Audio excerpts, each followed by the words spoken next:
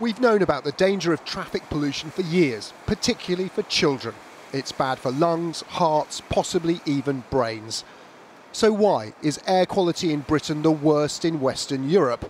And why are we only taking it seriously now? If we could see traffic pollution, maybe we'd think very differently about it. Well, with a specialist camera, we can. This one measures carbon dioxide. It's on my breath. And also, when you burn fuel, and mixed in with the carbon dioxide is nitrogen dioxide and soot that's so toxic to human health. The camera is normally used to detect industrial leaks. What you can see here now with the camera, as the cars are coming past, you'll see the actual CO2 plumes coming out of the exhaust. And what we're using is background infrared energy being absorbed by that. What it reveals, say from this lorry's roof-level exhaust, is how great a share of our air is toxic gas. You can't see it, but the air in London at the moment is a killer. Today, the Mayor of London unveiled plans for the world's strictest diesel pollution zone. But I asked him about the rest of the country. I'm saying to the government, you need to step up and do much more. They need to have a national diesel scrappage fund. They need to give serious resources and power to local government. They need to reform vehicle excise duty, and they need a new Clean Air Act for purpose for the 21st century. In the coming days, the government is expected to launch plans for clean air zones across towns and cities in the UK. This school in Northampton is on a major road into the city. Not far from here last summer was the most polluted road in the UK.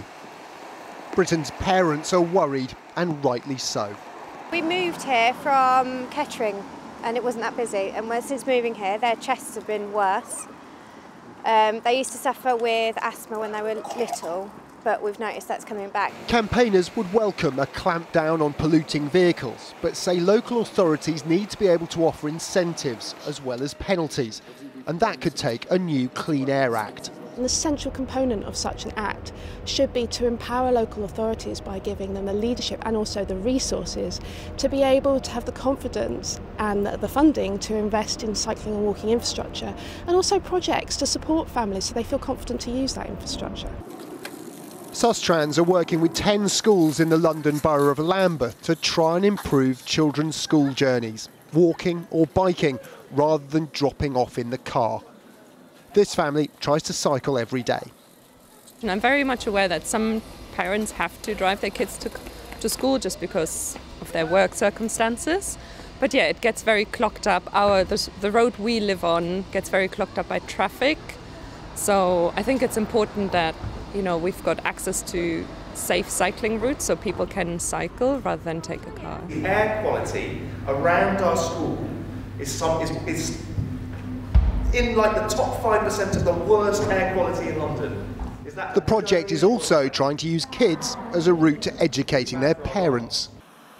It's a sign of the kind of towns and cities we live in that air pollution is now a legitimate topic of primary school fieldwork.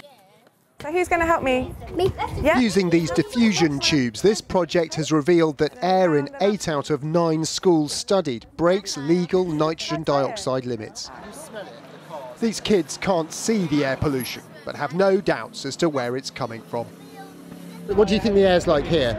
I feel like it's dirtier because this is a very busy road, and cars they are the main they are the main thing that make air pollution like dirty. I'm really sharp and keep it going for a really Last year, the Royal College of Paediatrics estimated 40,000 excess deaths a year are attributable to bad air, particularly for those with existing lung conditions. And much of the damage happens in childhood. The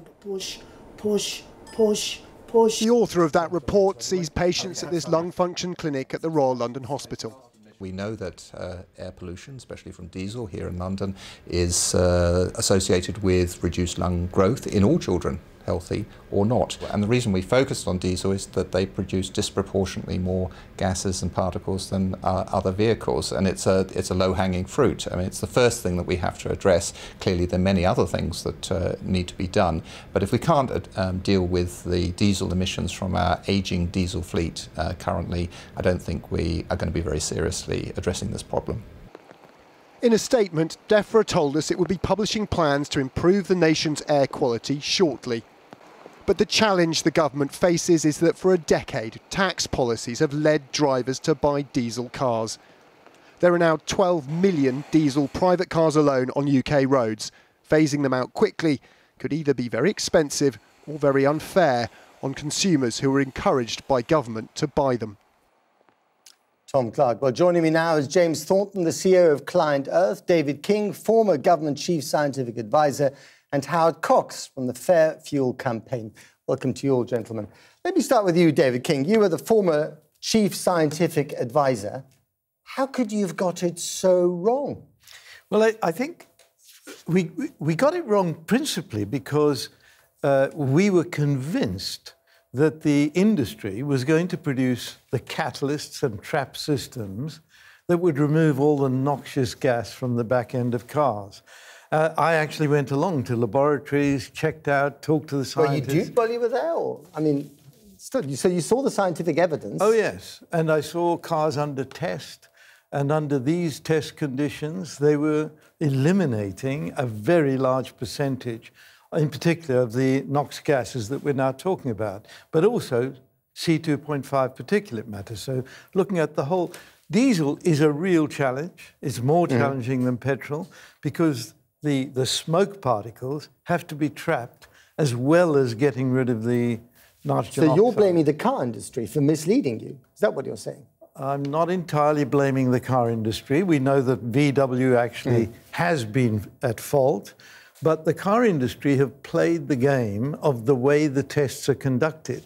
So the tests are conducted under lab conditions, not under road conditions, at least for cars, not for heavy-duty vehicles. But you gave it your scientific imprimatur. Right. And on the basis of that, people like me bought very expensive diesel vehicles because we thought we were doing the right thing. The government encouraged us to do this, and now we're being punished for it. It's outrageous. It's outrageous that many people are dying early because of the NOx fumes, and I think that's even more outrageous.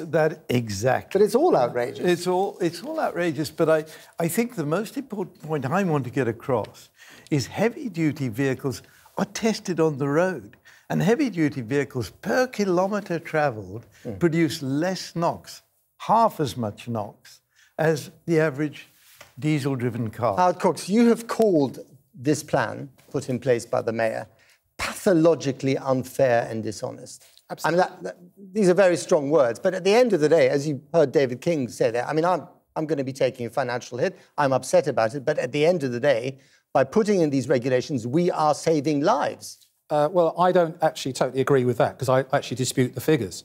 But from a point of view of actually whose fault it was, the actual testing was done under government watch and the EU. So who's to blame here and who should be compensating diesel drivers like your good self, who has paid out good money on this money on the promise of actually lowering greenhouse gases?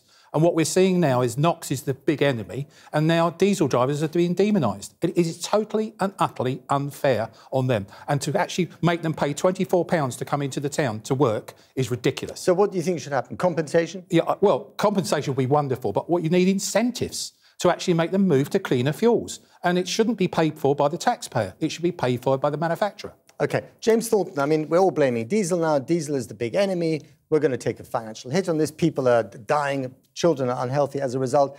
But let's not forget the fact that the reason why diesel was encouraged in the first place is because it was good for the planet, better for the planet than, as it turns out, it is for us.